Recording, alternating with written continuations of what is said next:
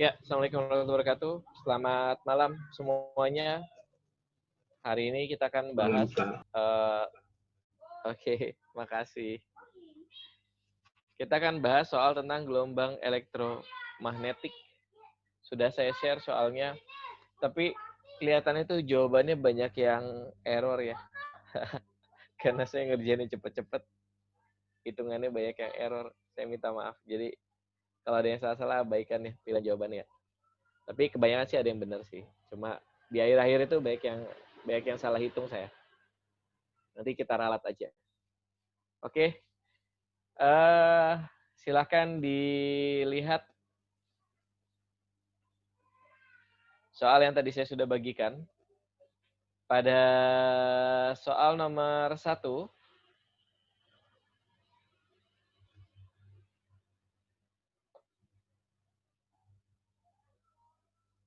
di soal nomor 1 itu masih berkutat dengan teori. Jadi kalau kalian dulu SMP belajar tentang gelombang elektromagnetik itu punya beberapa sifat. Yang pertama, dia bisa merambat di ruang hampa. Buktinya apa? Cahaya matahari bisa sampai ke bumi, yang dulu SMP itu ya. Nah, yang pertama ditanya adalah yang bukan merupakan sifat gelombang elektromagnetik. Nomor 1, tidak dapat merambat pada ruang hampa. Salah ya. Dia jelas-jelas bisa merambat di ruang hampa. Lalu yang kedua, kelajuannya ke segala arah adalah sama dalam medium yang sama. Iya. Dia merambat ke segala arah secara radiasi. Jadi meradiasi ke segala arah pada medium yang sama, cepat rambatnya sama. 2 benar. 3 merupakan gelombang longitudinal. Salah. Harusnya gelombangnya gelombang transversal. Lalu yang keempat, kelajuannya sama dengan kelajuan cahaya. Betul. Tapi yang ditanya adalah yang bukan merupakan. Berarti kalau yang bukan adalah nomor 1 dan 3. Jadi jawabannya adalah Bogor. 1 dan 3. Nomor Tadi 2. sifat-sifatnya apa aja, Kak? Oh iya, saya tulis aja nih ya. Sorry. Saya tulis saja nomor 1. Nomor 1 itu kalau kita ngomongin gelombang elektromagnetik. Gelombang elektromagnetik. Gitu. Nah, yang pertama itu dia terdiri atas gitu ya. 1, gelombang atau medan atas medan listrik, simbolnya itu E, dan magnet.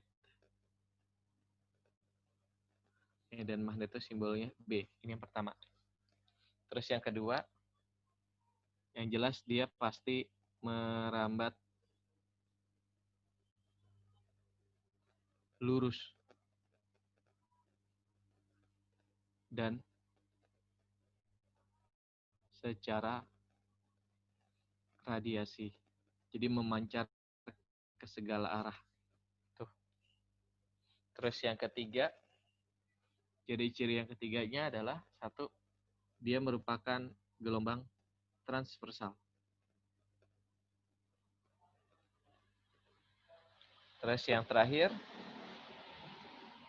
dia tidak butuh medium untuk dapat merambat. Tidak dipengaruhi. Atau gimana ya? Dia dipengaruhi sih, tapi di medium apa dia bisa merambat gitu. Pokoknya di ruang hampa gitu kan.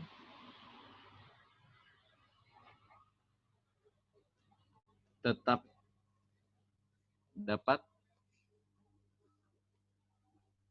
merambat.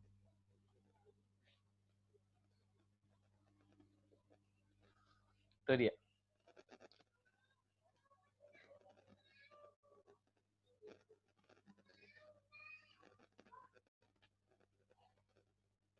Terus yang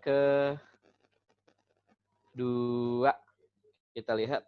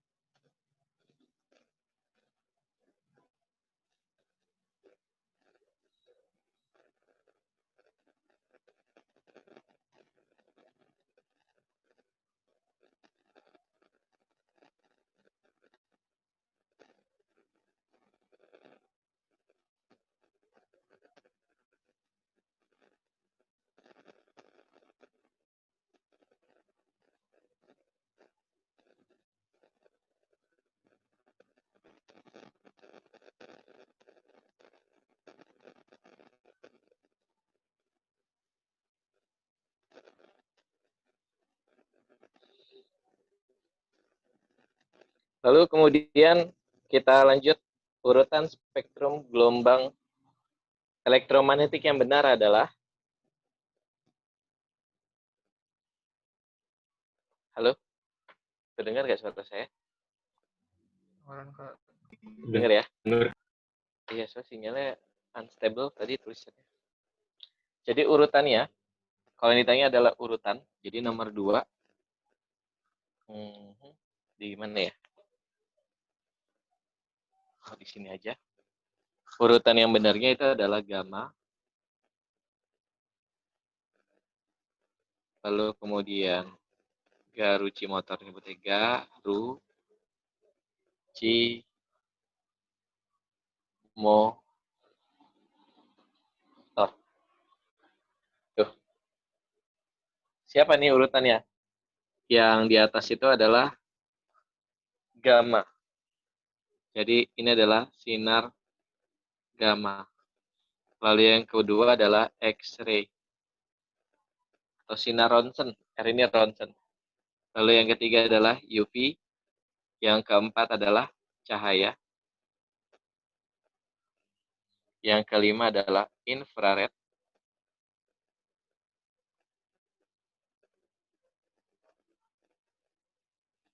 Yang keempat adalah microwave. Microwave.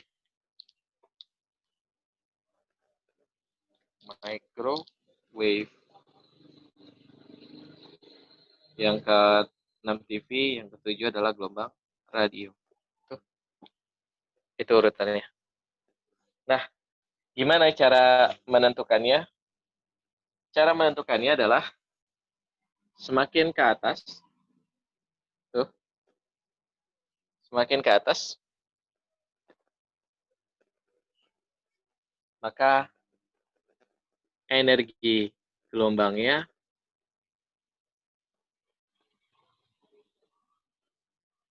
makin besar.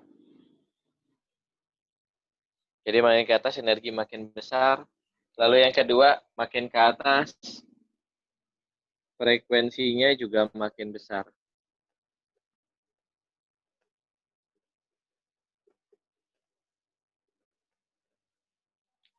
Tapi lambdanya, panjang gelombangnya, justru makin kecil.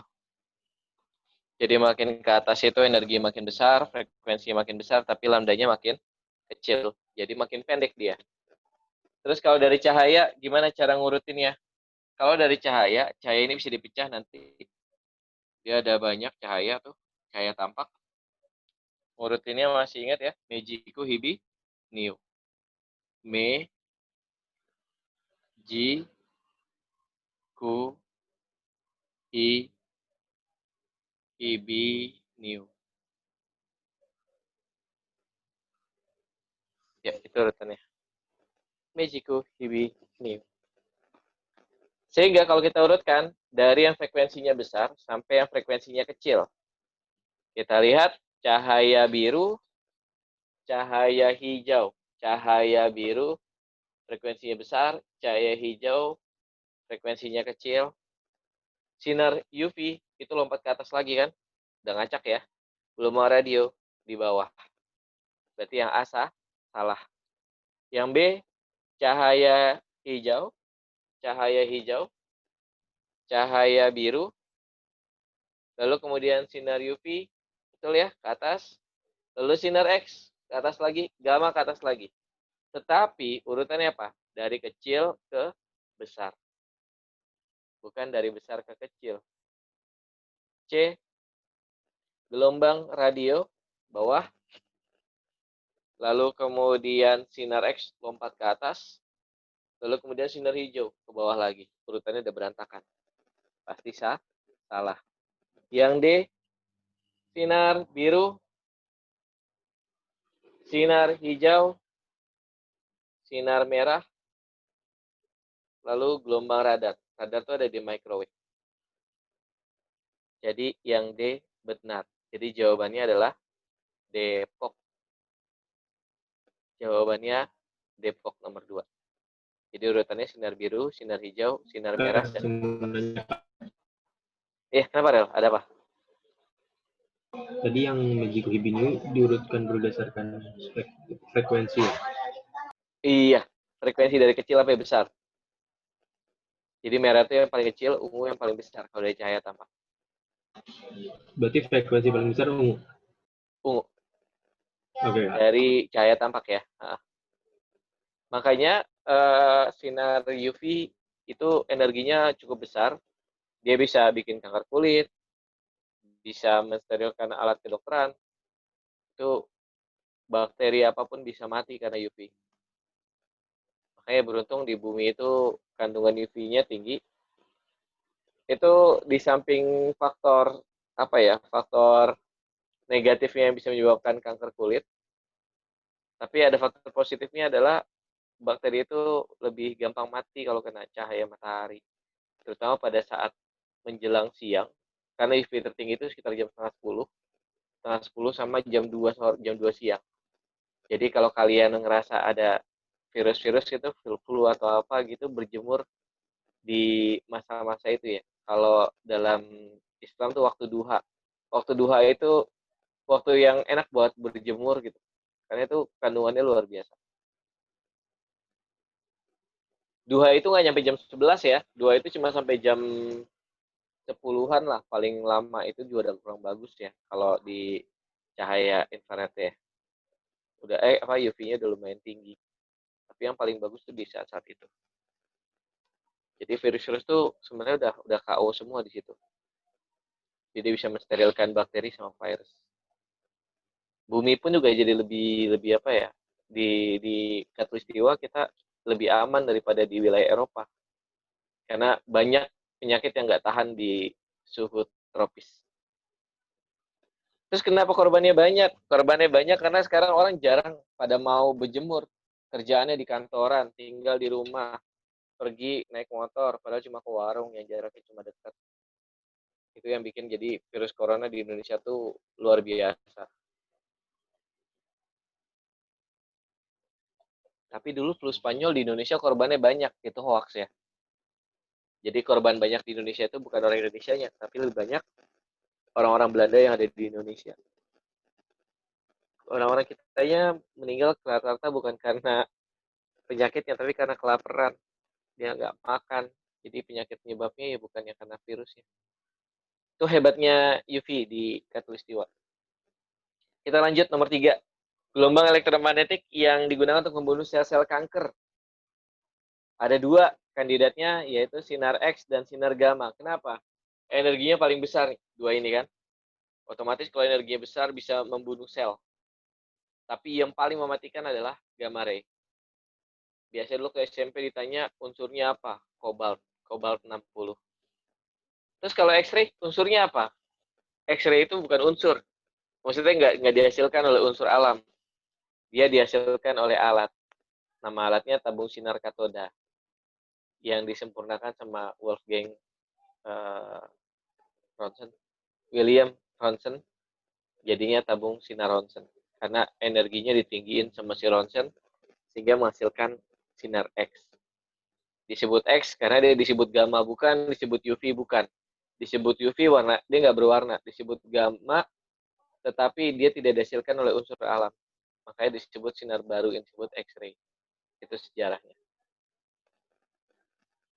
Nomor 4, gelombang elektromagnetik yang mempunyai panjang gelombang terpanjang. Wah, makin ke atas panjang gelombangnya makin kecil. Berarti yang paling panjang adalah yang di bawah nih. Antara microwave, TV, atau radio. Antara itu. Kalau kita lihat pembahasannya, berarti panjang gelombang terpanjang itu jatuh ke gelombang radio di Depok. Sementara yang terkecil adalah sinar gamma. Kalau mau diurutin, yang A yang paling kecil, lalu kemudian geser ke C, lalu geser ke B, lalu geser ke E, yang terakhir adalah yang D. Sampai sini jelas? Tadi infrared itu untuk apa, Kak? Infrared itu buat remote, sama buat itu pendeteksi panas. Itu infrared. Nah, biasanya buat apa ya, penglihatan malam itu apa sih namanya? Night view ya? Bukan night view ya? Yang Buat kamera ini gak sih Kak? Kamera yang acara hantu-hantu iya, gitu. hantu-hantu, iya betul itu tuh. Iya bener. Yang buat kamera hantu-hantu, bener sih. Kenapa bisa dilihat hantunya? Nggak bisa dilihat sebenarnya. Itu bisa-bisa orang TV aja. Jadi bentuk hantu itu kalau ketangkep kamera itu bentuknya bukannya wujud gitu. Dia cuma bulat-bulat doang, bola-bola energi doang mereka. Jadi nggak akan terlihat oleh mata kita secara tampak. Terus kenapa bisa kelihatan jadi wujud yang aneh-aneh? Itu imajinasi kita sebenarnya.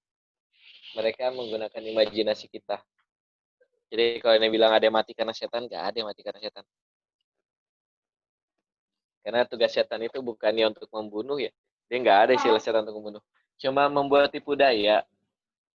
Membuat kita tertipu dan akhirnya merasa tidak berdaya. Terus Kak, kalau di tempat serem pernah digangguin nggak? Pernah ya? Tapi itu biasanya kondisinya pada saat kita lagi kondisi nggak fit, atau kita lagi mau tidur antara pulas sama belum gitu ya. Antara posisi kita sadar, antara sadar atau nggak sadar. Pasti posisinya pada saat itu. Itu adalah posisi terlemah kita. Tapi kalau kita lagi fit, nggak ada ya. 5. Antena radar memancarkan gelombang elektromagnetik mengenai pesawat terbang jika selawatan oh iya. Jadi radar itu terbuat dari microwave. Kalau microwave itu bisa buat masak juga kan. Jadi hati-hati kalau ada tiang pemancar radar di bandara, jangan pada posisi yang lurus dari antenanya. Kalau bisa kita di pinggirnya atau setidaknya yang bentuk sudut dari antenanya. Kenapa? Karena paparan langsung microwave bisa menyebabkan seseorang itu menjadi fertil. Fertil itu nggak bisa berkembang biak ya. Rusak organ reproduksinya. Jadi hati-hati. Terus sekarang gimana kasusnya kalau untuk di radar? Soal nomor 5. Jadi di soal nomor 5 ini kalau kita ngomongin radar,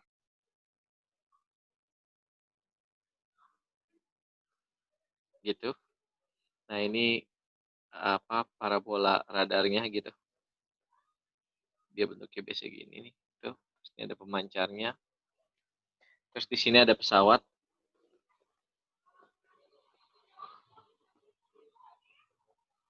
Oh, nggak kelihatan. Di sini ada pesawat.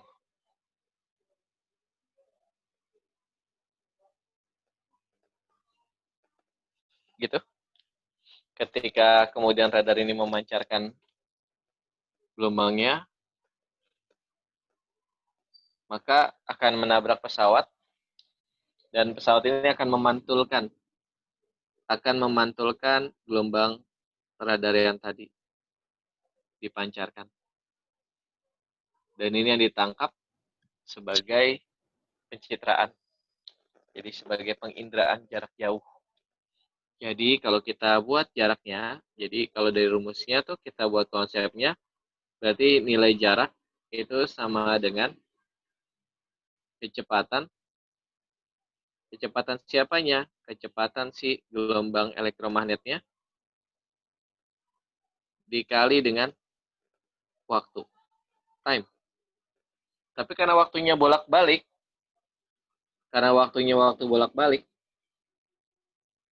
waktu pulang pergi PP kita bagi 2. Jadi waktunya kita bagi 2 karena ada pulang pergi, time lapse-nya. Sementara yang kita butuh cuma perginya atau pulangnya aja buat nentuin jarak.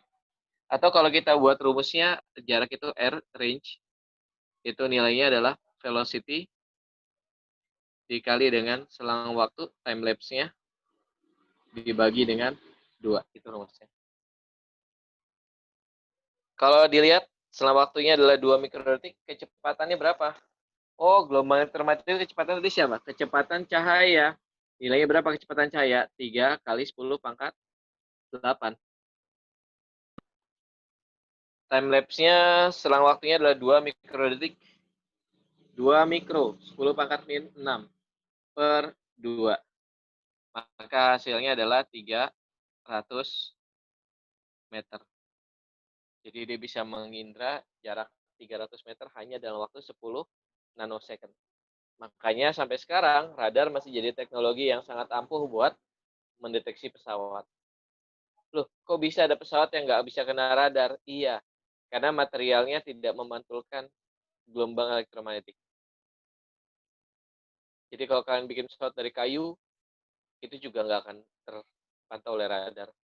Karena kayu itu bukannya konduktor, dia isolator.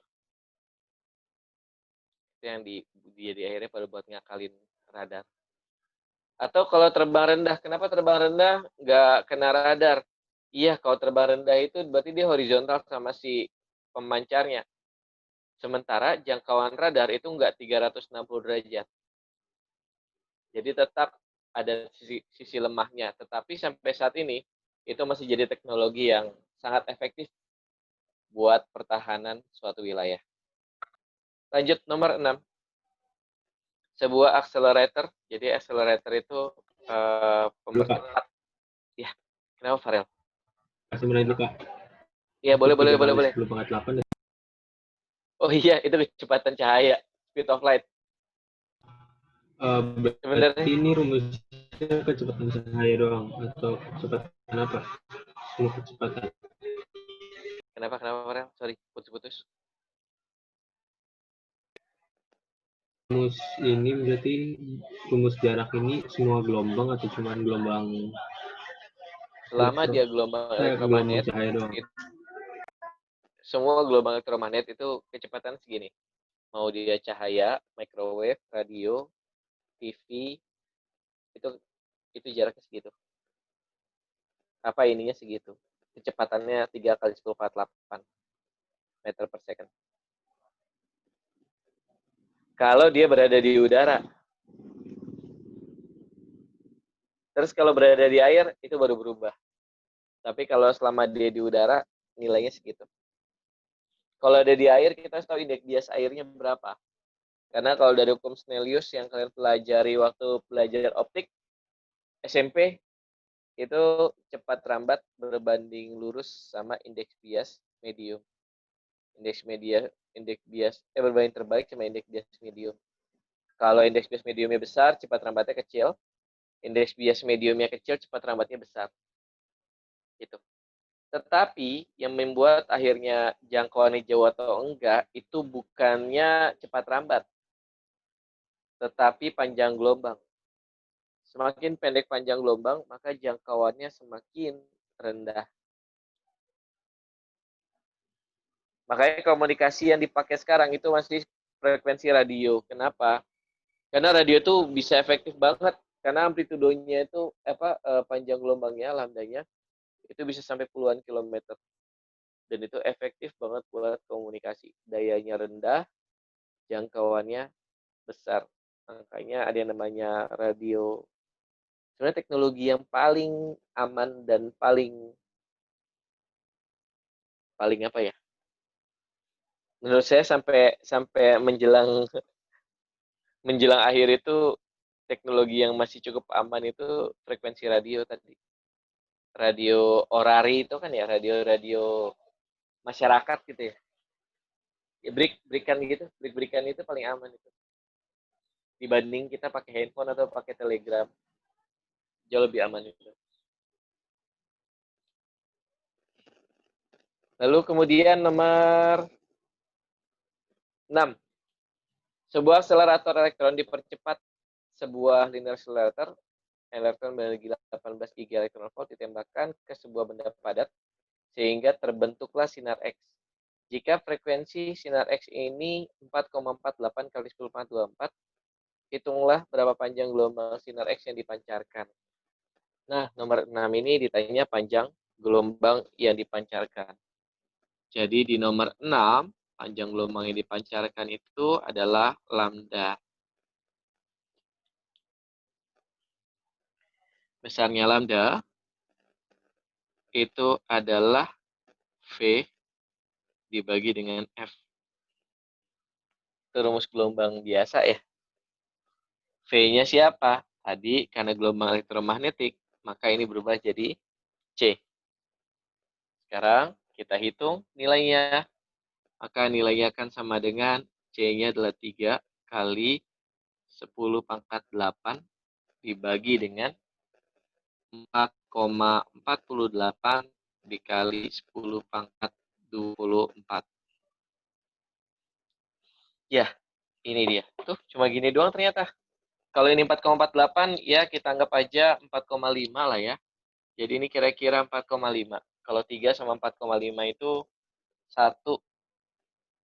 Kalau dibagi 1,5, ini 2, ini 3. 2/3. Jadi kira-kira pendekatannya nanti adalah 2/3. Dikali 10⁻⁻16. Ya, itu dia. Tapi satuannya nggak ada yang kayak begitu ya. Atau sekitar 0,67 kali 10⁻16. Satuannya dalam meter. Gimana tuh satuannya? Kalau yang kecil-kecil nih, kalau kita tulis, ada yang namanya mili. Ya kan, mili. Mili itu 10⁻⁻3. Geser lagi, lebih kecil lagi adalah mikro. 10⁻⁻6. Geser lagi itu ada nano. 10⁻⁻9. Geser lagi itu ada angstrom. 10⁻⁻10. Geser lagi itu ada pico. 10⁻⁻12. Geser lagi itu ada femto. Itu 10⁻⁻15. Jadi kira-kira femto itu 10⁻⁻15. Ini kalau dirubah jadi 10⁻⁻15. Jadi lambdanya itu kira-kira 0,067 kali 10⁻⁻15 meter. Kalau 10⁻⁻15 itu kita ganti dengan awalan satuan yang di atas, maka 0,07 femtometer. Ini jawabannya. Femtometer.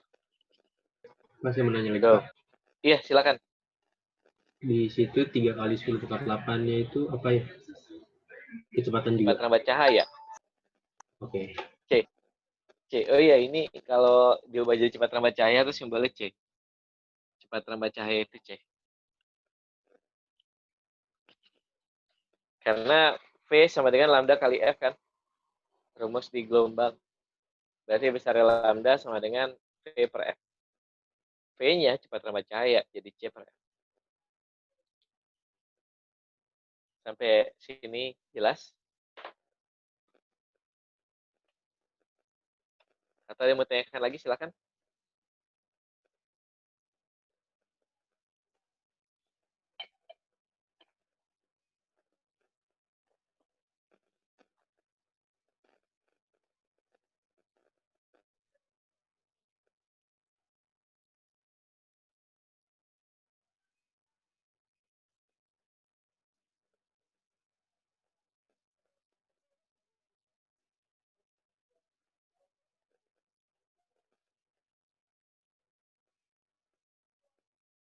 Ya, kita lanjut soal nomor 7.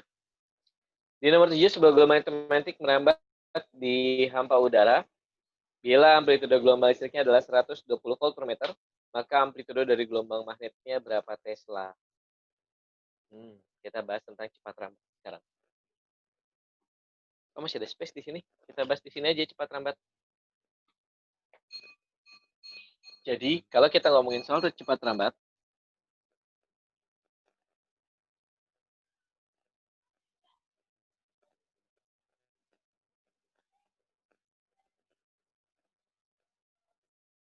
gelombang elektromagnetik,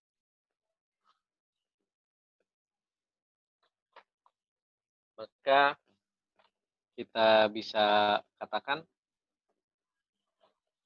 rumusnya nih, asal-usul rumusnya ya, besarnya C, besarnya cepat rambat atau C, itu nilainya adalah, Maaf, agak kurang kiri sedikit. oh iya,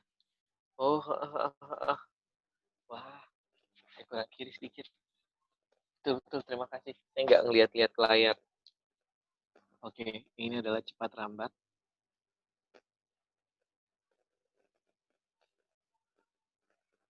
Gelombang elektromagnet. Tuh. Jadi pada cepat rambat gelombang elektromagnetik ini,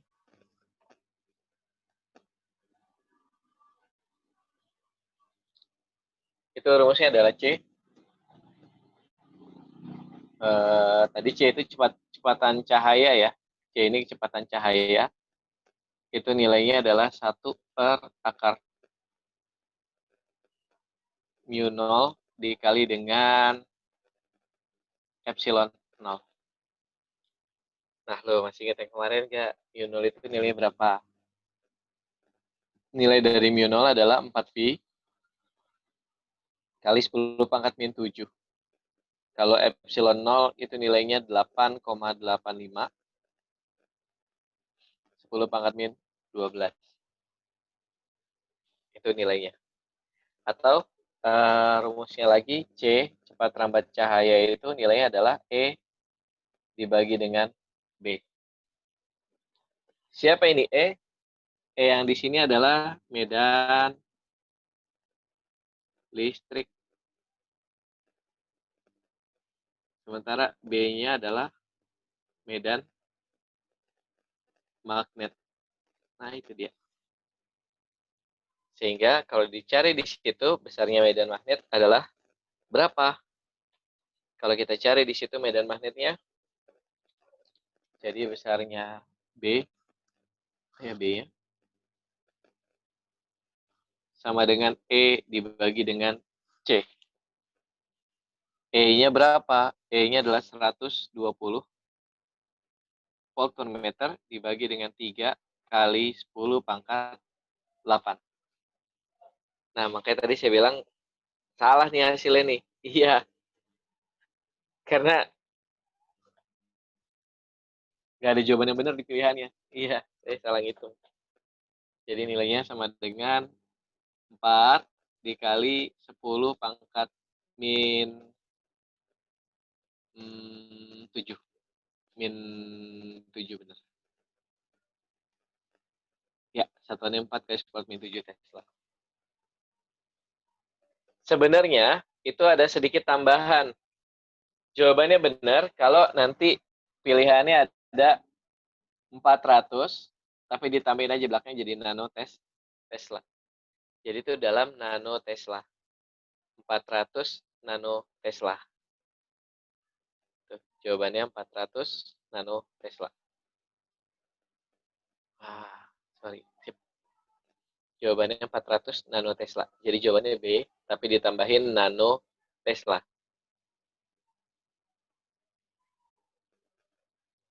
Ada pertanyaan? Kak, Iya, kenapa?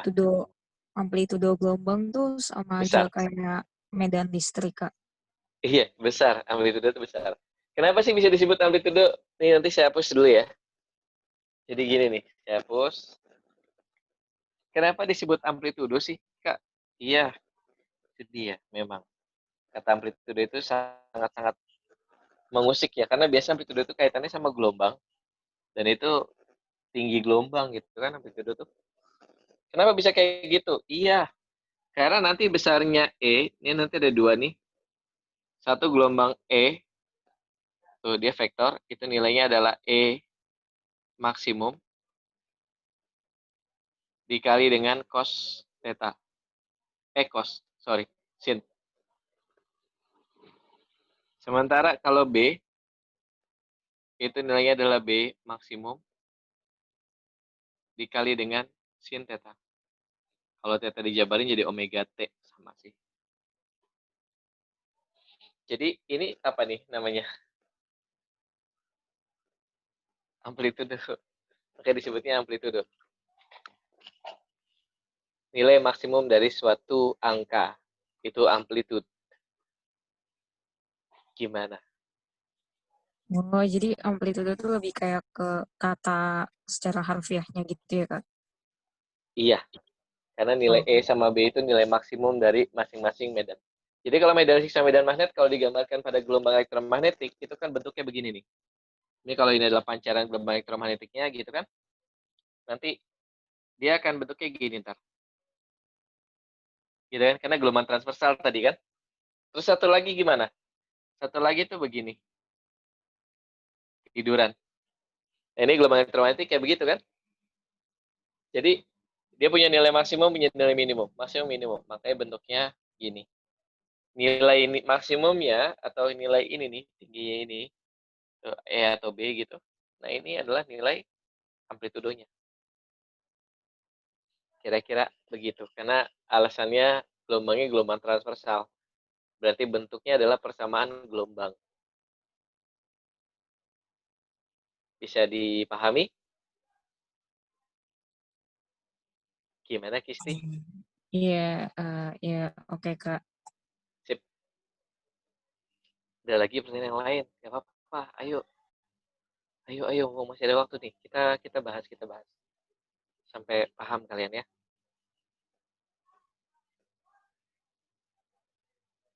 Atau kalian kalau... iya, kenapa, Rel? Sorry. Amplitudo satuannya Tesla. Amplitudo medan magnet Tesla tetap. Amplitudo medan listrik itu volt per meter. Ya, satuannya masing-masing. Betul.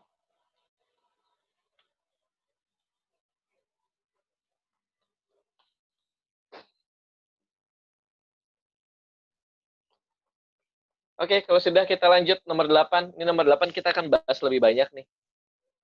Nomor 8 itu lebih kompleks dari ini nih kasusnya. Saya akan bahas tentang konsepnya di situ.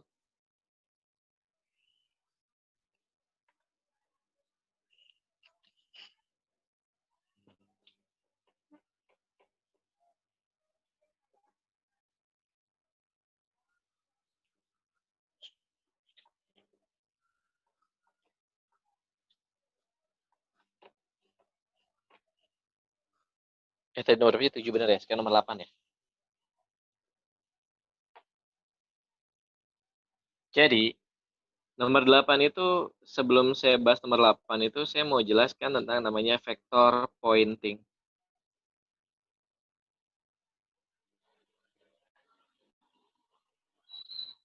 Simbolnya S.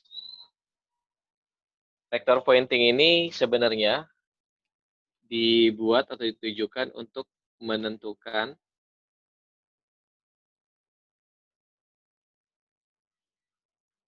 arah rambat. Arah rambat siapa? Gelombang elektromagnet. Jadi untuk menentukan arah gelombangnya. Nah, kalau dituliskan persamaannya, besarnya vektor pointingnya S, itu nilainya sama dengan 1 per tergantung medium ya. Maka ada M, ada mu-nya. Itu ini nanti E cross B. Nah, ini ada tanda X gini di sini nih.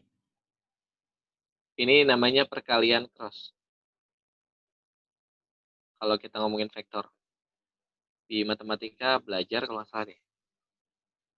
Perkalian cross. Tapi kalau secara fisika, itu artinya apa sih? Kalau secara fisika, ini punya makna fisis nih. Artinya adalah E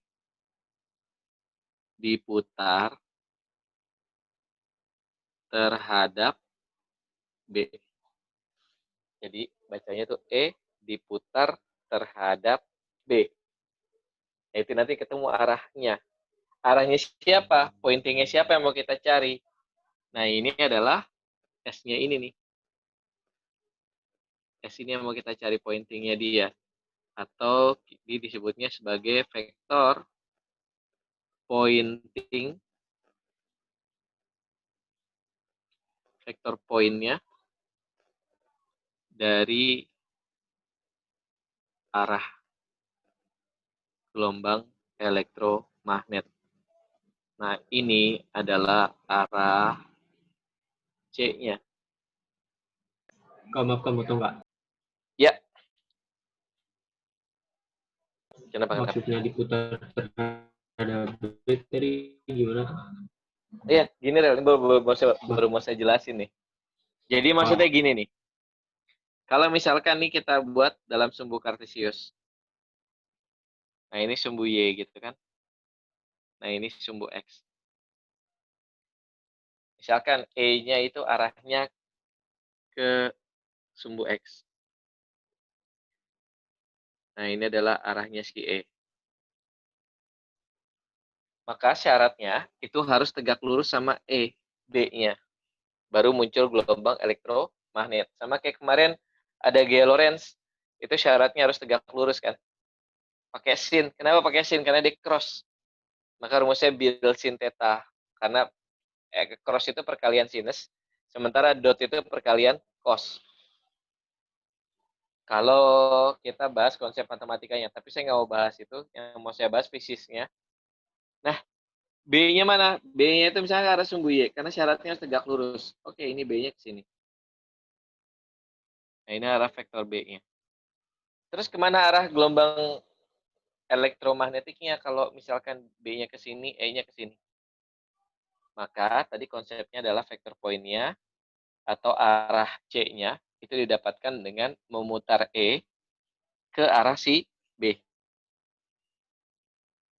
Putar E ke arah si B. Jadi diputar nih sana.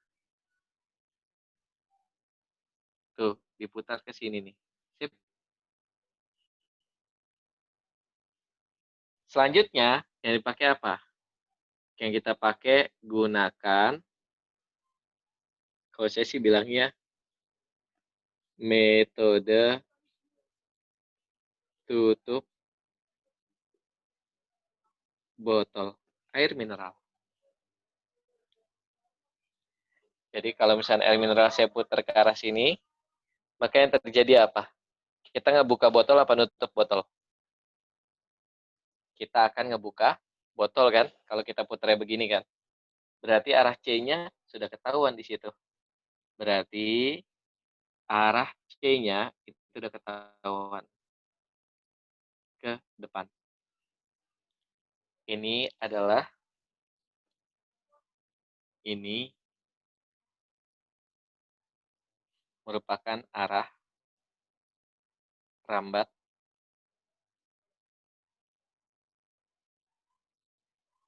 dari gelombang elektromagnet.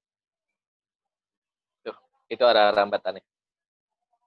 Kebayang nggak gimana cara menentukannya? Ada yang masih bingung kah? Jadi kalau tutup botol tuh kita putar kayak begini, dia akan muter ke depan, ngebuka. Maka arah rambatannya akan ke depan. Itu namanya vektor pointing dari gelombang elektromagnet. Karena ada soal yang nanti kalian disuruh menentukan kemana arah rambatannya, gitu. Ke sumbu mana, gitu. Itu yang ditanya. Nah, itu dibahas soal nomor 8. Suatu gelombang elektromagnetik bergerak ke arah sumbu X negatif pada posisi dan waktu tertentu. Medan magnetik dari gelombang ini arahnya ke arah sumbu Z positif, besarnya 14 nanotesla. Hitung besar dan arah medan listriknya pada keadaan ini. Nah, kalau dilihat dari soal nomor 8, itu ketahuan tuh. Suatu gelombang elektromagnetik, dia bergerak, nih nomor 8 di sini masih kelihatan ya.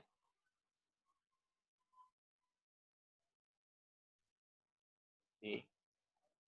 Suatu gelombang elektromagnetik bergerak ke arah sumbu X negatif. Oke, berarti C-nya udah ketahuan tuh, ke arah sumbu X negatif. Tuh, ini arah si C.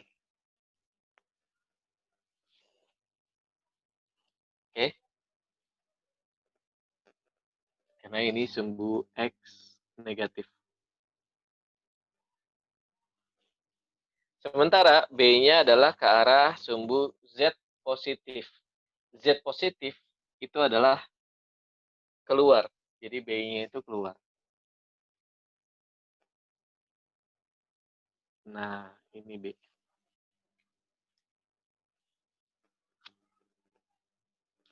Sorry. B. B-nya itu ke arah Z positif.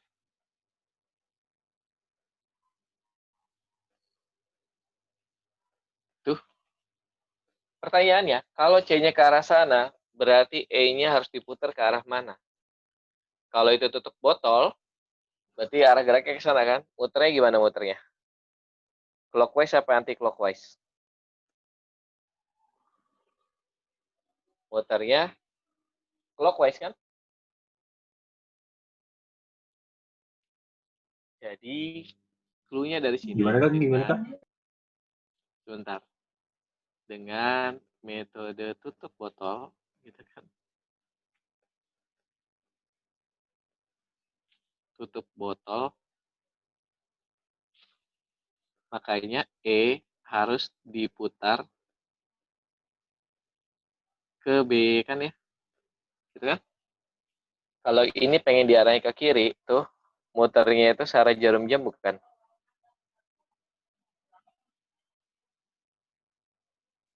Berlawan bukan, Kak? Kalau berlawanan ngencengin dong. Coba cek ambil tutup botol kalian. Oh, atau gini aja nih. Gini.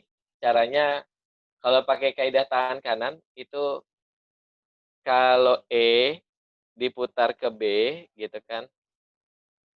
Kalau E diputar ke B, maka C-nya ke sini. Jadi gini, ntar yang muterin. Sorry ya, muter gini. Red, ini C.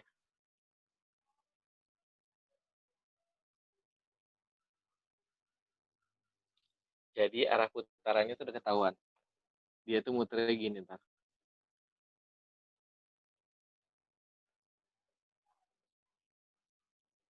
Bayang nggak?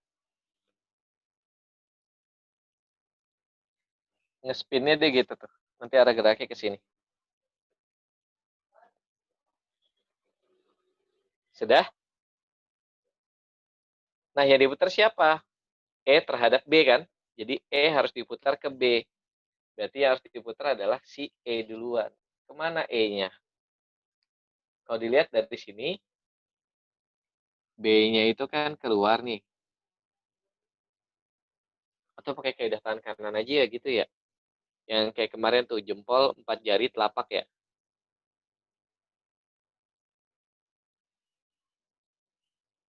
Oh, malah susah. Jangan deh. Jangan pakai itu, terus malah bingung. Jadi gini. Ini kan B tadi. Ini B-nya. Maka supaya dia gerak ke sana, maka spinnya tuh arah spinnya gini ntar. Tuh, spinnya gini. Supaya si C itu arahnya ke sana. Ini arah C. Berarti puternya gimana? Tuh muternya tuh anti clockwise, ya kan? Iya, muternya anti clockwise ya.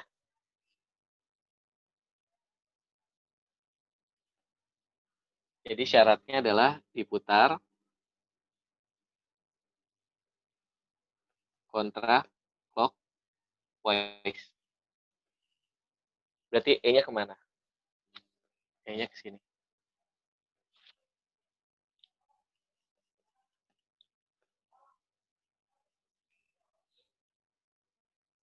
Masih ada yang bingung nggak? Pasti masih ada yang bingung nih. Saya yakin. Adakah yang masih bingung? Kak, tadi nentuin E-nya gimana jadi? Oh iya, ini saya ulang. Gaji.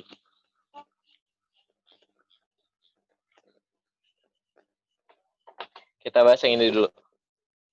Jadi, caranya adalah pakai metode tutup botol. E cross B. Syaratnya E cross B. Jadi, E harus diputar terhadap B. Boleh nggak B terhadap E? Nggak boleh. Yang boleh adalah E ke arah B. Jadi, kalau E kita putar ke arah B, ini tutup botol nih, maka tutupnya akan ngebuka. Ini arah C. Oke. Nah, inilah si arah si C. Nah, sekarang C-nya udah ada di situ. C-nya itu ke arah sumbu X negatif. Nah, ini arah C-nya.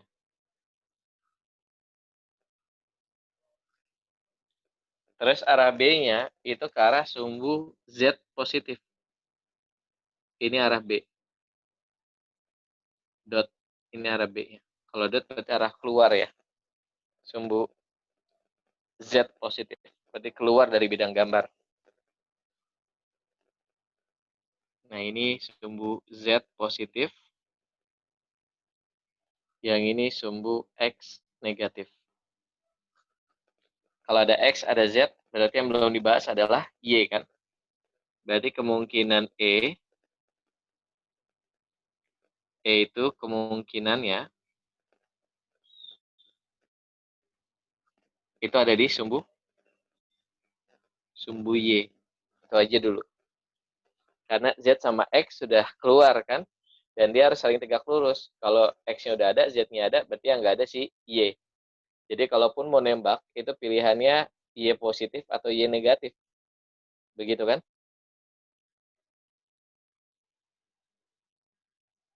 Nah, terus gimana cara nentuinnya? Nah, sekarang kita buat perumpamaan nih. Kita kira-kira deh, kita buat dulu asal deh. Oke, kita buat dulu asal. Ini C kita belum tahu. Kita buat dulu asal. Misalkan E ke atas. Ini kita misal. Caranya gitu tadi. E ke atas. B-nya ke depan kan? Berarti puternya gimana puternya? Dari atas. Ini. Sorry, mana nih? Nih, dari atas. Tuh. Dari atas puter ke depan. Tuh. Kebayang nggak kalau ini tutup botol? Dari atas, muter ke depan. Dari atas, muter ke depan. Atau kalimatnya dari atas, dia muter ke depan. Nah, gitu. Berarti C-nya kemana? C-nya ke sana. Bayang? Jadi yang kita pamain itu adalah arah E-nya dulu. Kemana? Bebas. Tapi kalau nanti nggak sesuai, berarti arah yang satunya lagi. Gitu.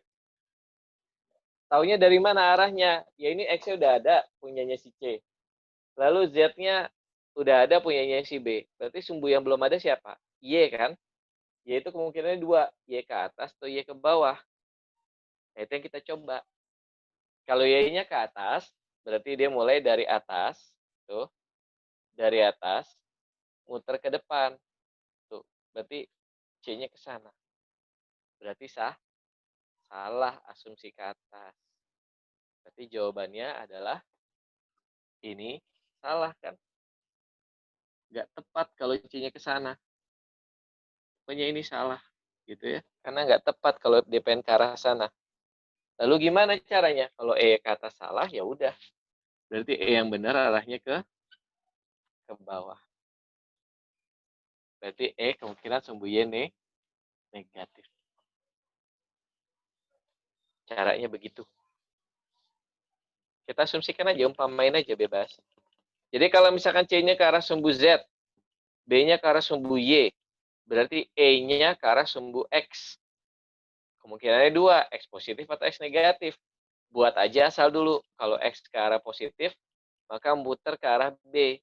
Maka C-nya ke arah mana nanti dilihat. Pakai metode tutup botol tadi. Gimana? Ada bayangan nggak?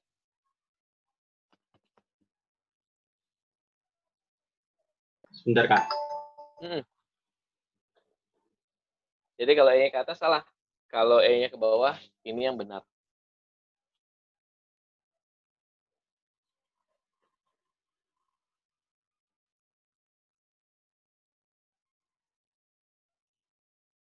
Kalau ke bawah gimana sih, Kak? Nih, dia ke bawah nih. Dia ke bawah kan E-nya. Putar ke depan. Z-nya, C-nya ke sana. Dari bawah putar ke depan. C-nya ke sana. Gitu caranya. Kak, berarti kalau misalnya pakai kaidah yang tangan kanan itu, E-nya tuh yang 4 jari itu ya? Kak, kan pakai kaidah tangan kanan ya. Bisa? Bisa sih. E-nya 4 jari. B-nya ke depan. Enggak dong. Enggak. E-nya itu E-nya itu jempol. Oh iya, kalau pakai 4 jari berarti E-nya ini jempol.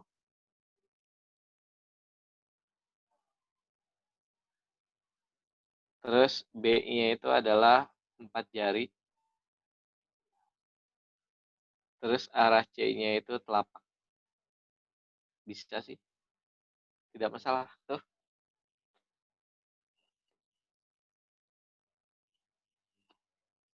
Sini benar.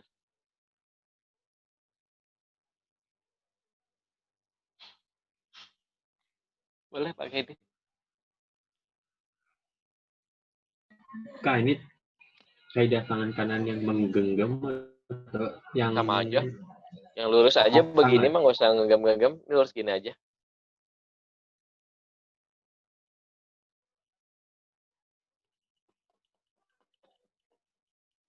Coba deh kalau Z-nya, kalau E-nya ke bawah, B-nya ke depan, pasti telapaknya arahnya ke sini. Jadi kalau pakai kaidah tangan kanan, kalau diperagain gimana, Kak? Oh, yang ini saya peragain ya. Kayak tangan kanan ya. E-nya tuh jempol, ya kan? Sana tuh. B-nya kemana? Ke atas. Telapak tangan saya kemana? Ke depan. E-nya ke sana, B-nya ke atas. Berarti kemana telapak tangan saya? Ke depan kan? C-nya ke depan.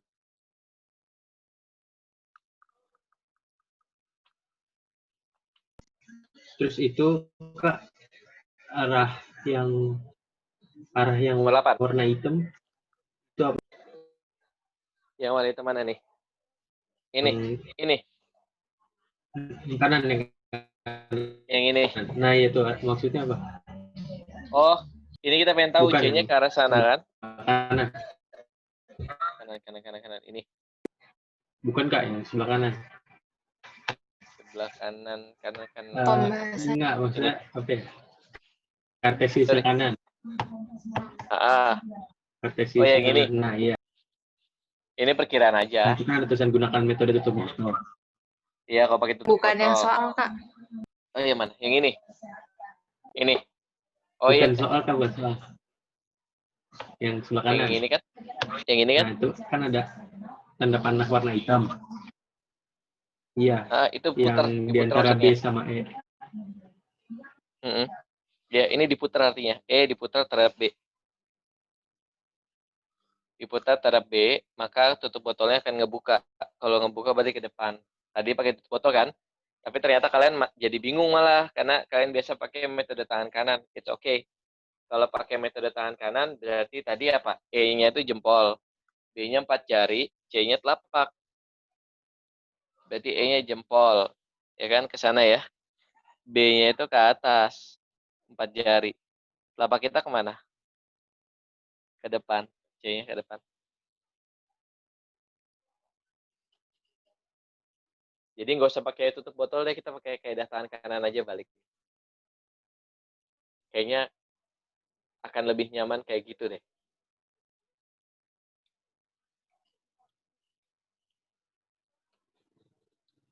Jadi kalau yang 8 kalau diperagain gimana, Kak? Kalau yang 8 diperagain bagaimana? Jadi C-nya ke sana. Berarti telapak tangan saya ke sana nih. Ya kan? Karena C adalah telapak tangannya ke sana, ya kan? B-nya kemana? B-nya ke depan. Waduh, susah nih. Ke depan B-nya gitu kan. Jempol kita kemana? Ke bawah. Jempolnya siapa? Si E tadi. Coba aja pakai kaidah tangan kanan. Telapaknya ke sana arahnya. Jadi miringnya ke sana nih, gitu kan ya. Tapi B-nya kan nggak ke atas kan B-nya kan. B-nya ke depan kan. Tuh, berarti dia muter ke sana.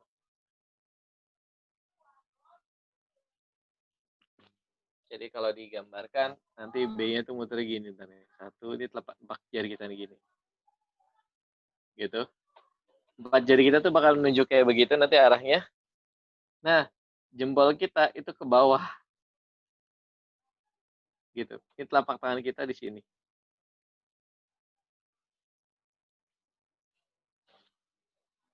Jadi, ini adalah telapaknya. Searah sama si C. Ini adalah si B. 4 jari itu arahnya ke depan. Nah, ini adalah si E-nya.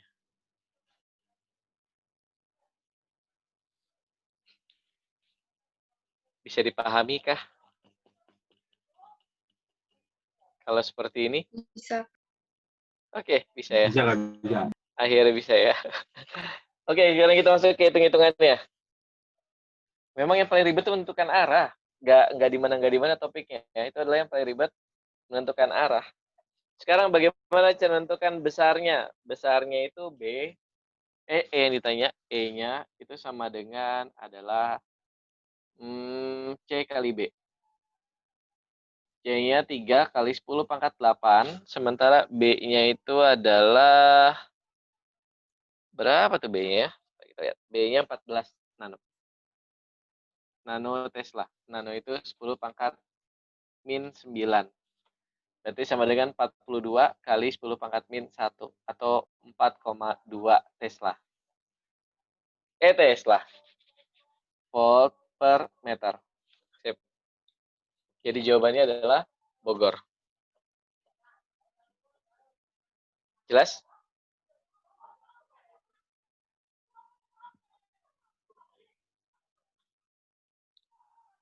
Kalau sudah, kita lanjut ke soal nomor 9.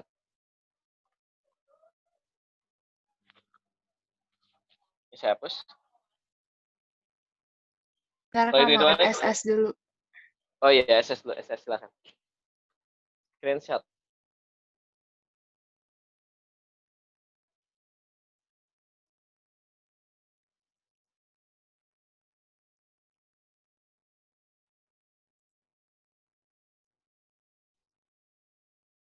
Udah. Oke. Nomor 9 itu adalah daya pada satu pulsa. Sebuah laser itu waktunya 0,1 nanosecond. Lalu panjang gelombang sinar laser yang dihasilkan adalah 0,26 mikrometer. Tentukan berapa energi yang terdapat pada satu pulsa tunggal laser. Oh, dayanya ada. Ini tanya energi. Wah, itu sudah eksplisit banget. Hubungan daya sama energi apa?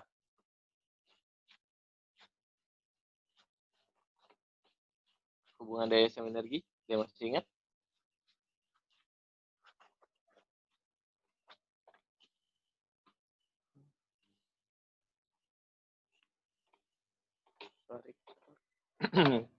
Jadi hubungan daya sama energi itu 9 kalau saya bahas. Besarnya energi itu adalah daya dikali waktu. Ya kan? Dayanya di situ ada 100 terawatt. Berarti 100 tera itu 10 pangkat 12. Biasanya kalian familiar di ukuran hard disk ya. Berapa terabyte gitu kan? Tera itu 10 pangkat 12. 100 kali 10 pangkat 12, selang waktunya adalah 0,1 nanosecond. Atau 10 pangkat min 10 second. Jadi hasilnya adalah min 10, 12, sisanya 2. Maka hasilnya adalah 10.000 joule. Jawabannya adalah yang E. Jawabannya yang E.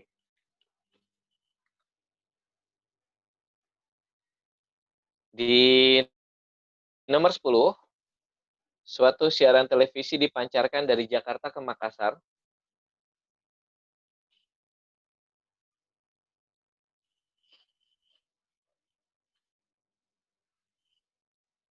Dan jaraknya 5.000 km. Oke, sampai sini ada pertanyaan? Gak ada ya? Soalnya sederhana tuh ya.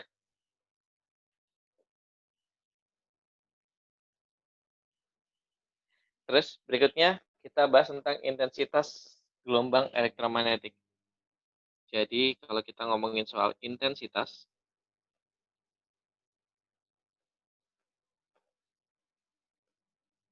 ini topiknya.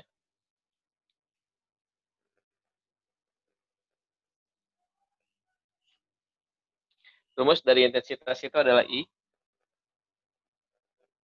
Rumus dasarnya adalah P dibagi dengan A. P ini siapa? Power. Power itu daya. Daya siapa? Daya si sumber gelombang elektromagnetnya. Lalu kemudian A ini siapa? A ini adalah area atau luasnya. Luas wilayah yang tercover atau terpapar oleh si gelombang elektromagnet. Nanti kalau dijabarkan, A-nya itu cenderung dia mengambil luas permukaan bola. 4pi dikali R dikuadratkan.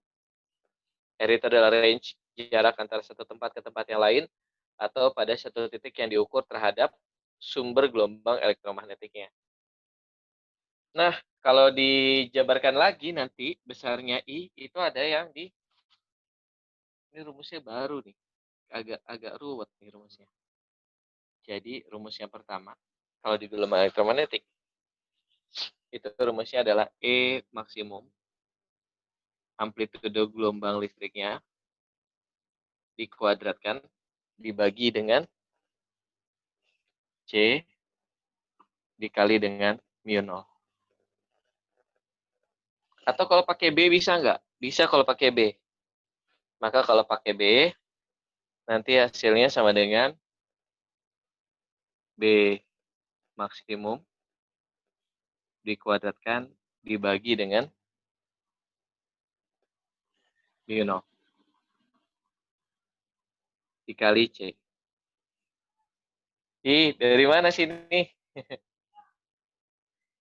Dari mana nih dia nih? Rumusnya dari rumus yang itu loh, yang tadi. Masih ingat nggak? Karena ada rumus yang C itu rumusnya bisa macam-macam tuh. Bisa 1 per akar mu 0 dikali dengan epsilon 0 gitu kan. C ini adalah apa? C ini adalah 1 per epsilon 0 dikali dengan E per D. Maka kalau dikuadratkan, nanti bisa dicoret, dapat hasilnya ini nanti. Itu turunan dari situ. 2 ini rumusnya nih. Maka kalau dilihat soalnya, jadi ngebedain nih C-nya ya. Kalau B, C-nya ada di atas. Kalau E, C-nya ada di bawah. Rumusnya mirip.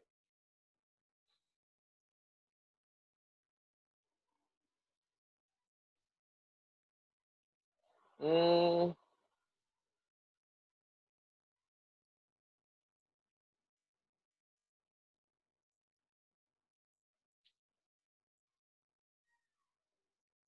Di sini ada pertanyaan. Terus kita jawab berikutnya, soal nomor berikutnya itu.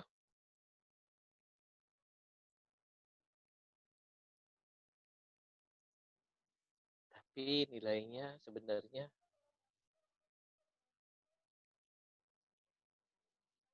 kayaknya nilainya nilai rata-rata deh. Nilainya itu nilai rata-rata. Berarti kalau rata-rata harusnya dibagi 2.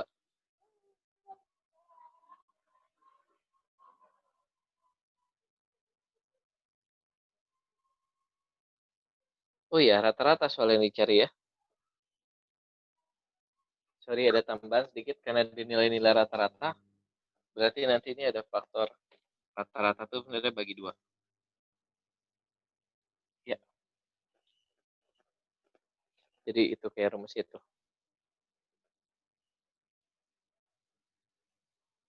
Sekarang, suatu siaran dipancarkan dari Jakarta ke Makassar berjarak 5.000 km. Jika sinyal pancarkan memiliki daya 6,28 kali 10 pangkat 4, hitunglah nilai intensitas siaran yang diterima pada kota Makassar. Ya, kita pakai yang ini nih. Tuh. Ini akan kita pakai buat ngerjain soal nomor 10.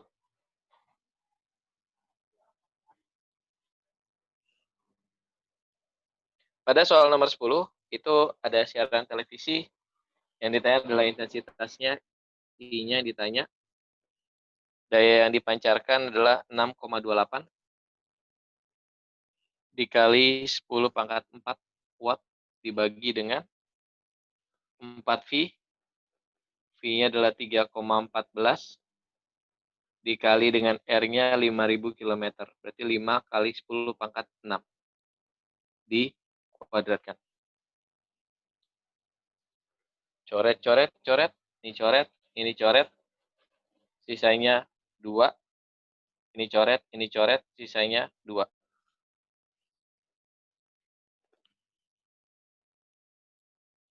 Ya, begitu ya. 4pi R, ini 25.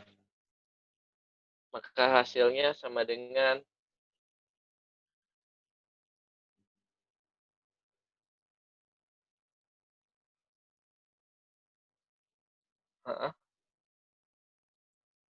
maka hasilnya sama dengan 25 kali 2, 50. Berarti 1 per 50 kali 10 pangkat 12. Dari itu. Gitu. Nah, yang atas sisanya 10 pangkat 4.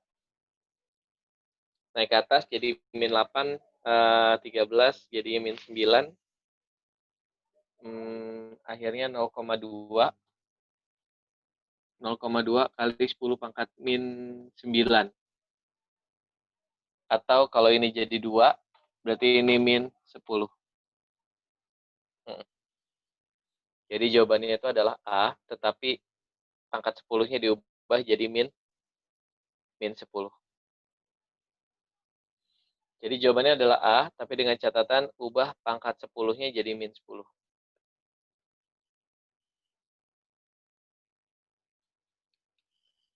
Lanjut nomor 11.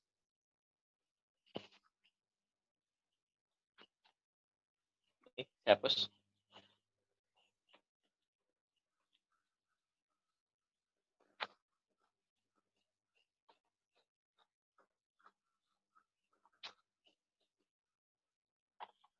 Di nomor 11, itu ada 30 watt, 30 V itu intensitasnya, memancarkan daya, lalu kemudian ditanya kuat medan magnet. Kalau ditanya kuat medan magnet, berarti B-nya ditanya. Kalau dari rumusnya tadi, apa rumusnya? Intensitas I. Naik ke atas aja nih. Sip, biar kelihatan semuanya. Jadi nomor berapa tuh? 11.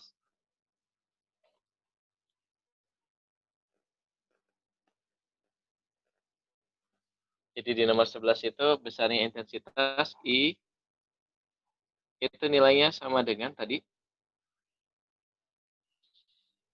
Masih ingat apa rumus tadi?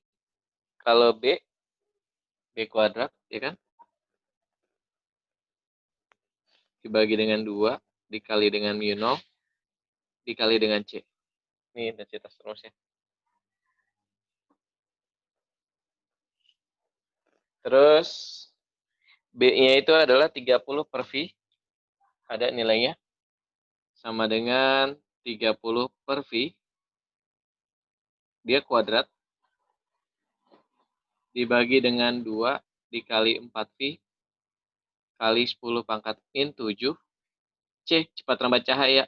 3 kali 10 pangkat 8.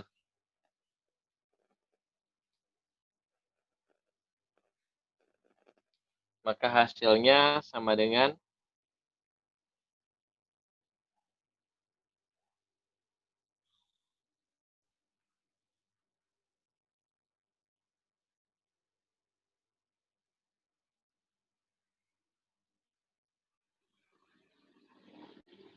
ya gitu. Ada yang bisa dicoret nggak? Nih, V-nya dicoret. Bisa nggak? Nggak bisa ya? Nggak bisa dicoret. Karena dia ada di posisi yang kurang lebih sama. Ini adalah V, ini V kuadrat di bawah juga. Nggak bisa kita coret. Yang bisa dicoret adalah justru malah 3 sama 2,4. Hasilnya 0,8. Tapi ada min 7, ini jadi min 8. Berarti hasilnya sama dengan 900 per V pangkat 3. Dikali, ini jadinya min 8, naik ke atas jadi plus 8. 10 pangkat 16. Satuannya dalam watt per meter persegi. Salah intensitasnya segitu ya? Bukan B-nya ya? Oh alah, ini tanya B-nya. Udah ngitung panjang-panjang saya. Salah baca data saya. Jangan ditiru ya. Saya salah baca data. Yang ditanya B-nya. Intensitasnya yang 30 per V, bukan B-nya yang 30 per V. Maka kalau ditanya B-nya, itu sama dengan akar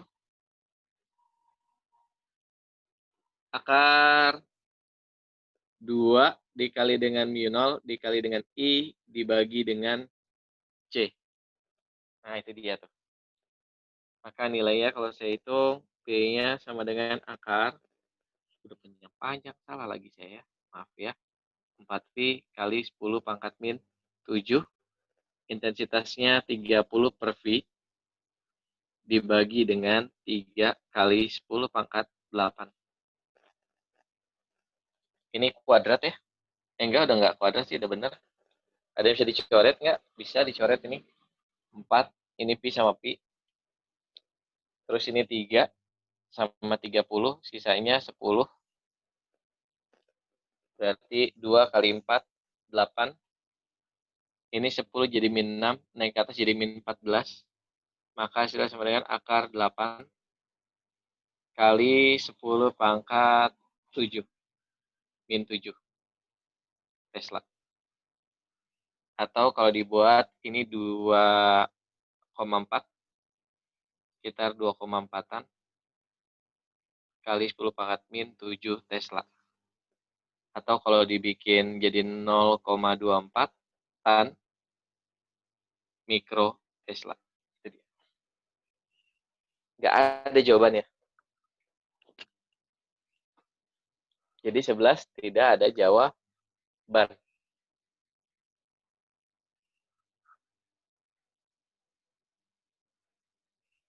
Terus lanjut nomor 12.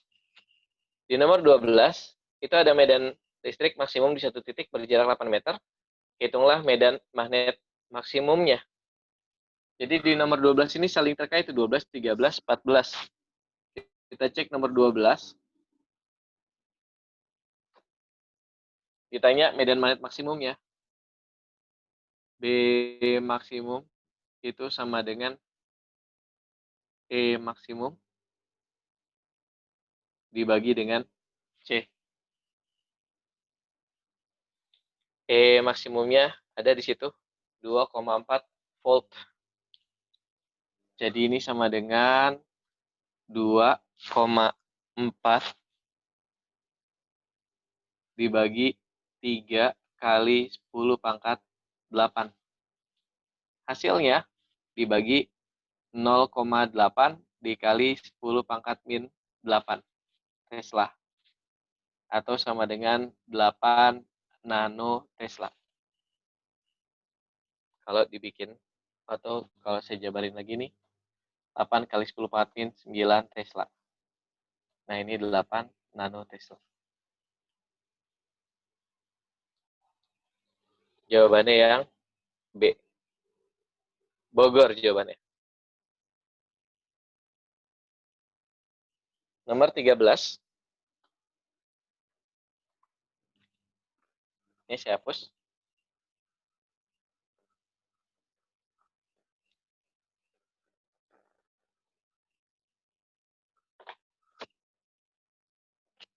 Intensitas rata-rata gelombang yang dipancarkan.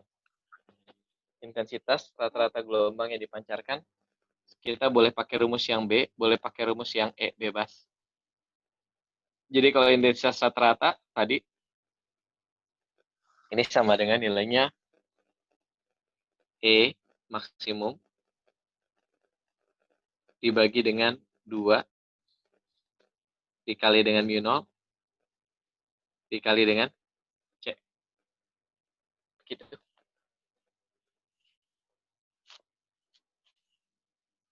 E-nya lupa kuadrat. Ya. Tuh. Kalau dihitung E maksimumnya berapa? Tadi di atas ada E-nya 2,4. Maka ini 2,4 kuadrat dibagi dengan 2. 4pi kali 10 pangkat min 7 kali 3 kali 10 pangkat 8. Gitu. Maka ini sama dengan 24 dikali 24 kali 10 pangkat min 2 dibagi dengan 2 dikali 4pi min 7. Nah, begini kira-kira. Kalau saya jabarin, ini 2,4 kuadrat. Saya nggak mau pakai angka yang ribet-ribet. Ini coret, sisanya 8. Gitu. Ini coret, sisanya 12. Terus 12 sama 4, sisanya 3. Berarti hasilnya sama dengan 8 kali 3, 24. Dibagi dengan 3,14. Kali min 7 plus 8, sisanya plus 1. Ini min 2. 10 pangkat min 3. Satuannya dalam watt per meter persegi. Jadi 24 dibagi 3,14 itu hasilnya sekitar 24 bagi 3 aja 8 ya. Berarti kalau 3,14 kita 7-an ya. Sekitar 7-an lah. Kali 10 pangkat min 3. Watt per meter persegi. Jawabannya nggak ada lagi. Atau kalau kita bagi angka eksaknya, kita coba pakai angka eksak di situ. Angka eksaknya adalah 24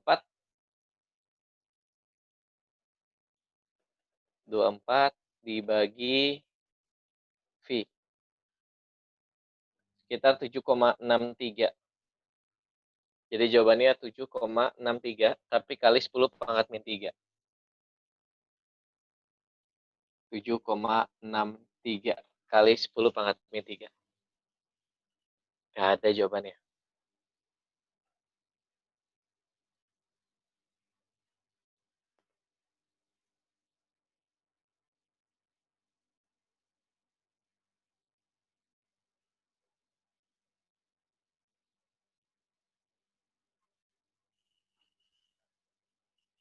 Nomor terakhir, 14.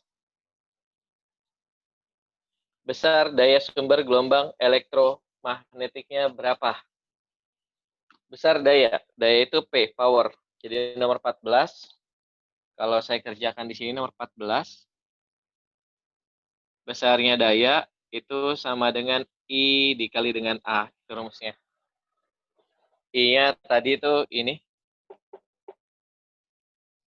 Atau saya ubah aja jadi 24 per V kali 10 pangkat min 3 dikali A.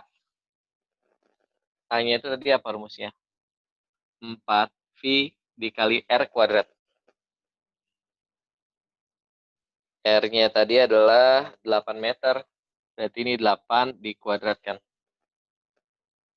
Maka hasilnya sama dengan, oh iya, V-nya bisa dicoret nih. V-nya dicoret, ini dicoret. Maka sama dengan 24 dikali 4 dikali 64. Tuh, dikali 10 pangkat min 3. Angkanya gede banget. Tapi kita hitung saja.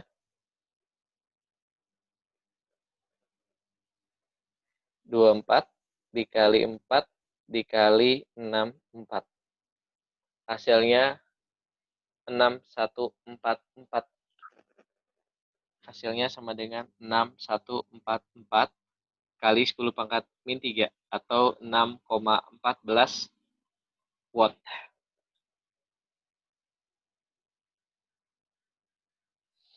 Jawabannya 6,14 watt. Tidak ada jawabannya.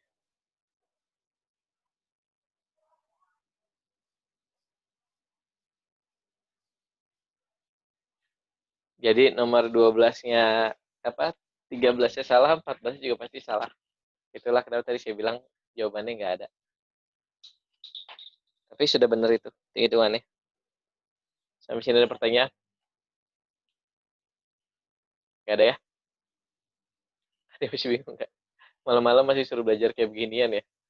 Oh ada tiga orang tumbang. Tadi 18 di awal, sekarang tinggal 15.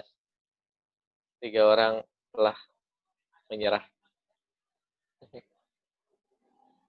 Oke, sampai sini ada yang ditanyakan nggak? Kalau nggak ada, kalau ada yang bingung bisa langsung tanya WA ya. Silahkan. Sampai di sini saja, sudah hampir jam 10 malam. Kalian juga istirahat. Selamat berakhir pekan. Terima kasih banyak semuanya. Sudah bisa bertahan sampai akhir. Saya akhiri saja. Kita tutup dengan baca hamdalah. Alhamdulillahirrahmanirrahim. Terima kasih banyak semuanya. Assalamualaikum warahmatullahi wabarakatuh. Waalaikumsalam. Selamat malam semuanya ya. Oke, sama-sama. Sorry ya. Thank you.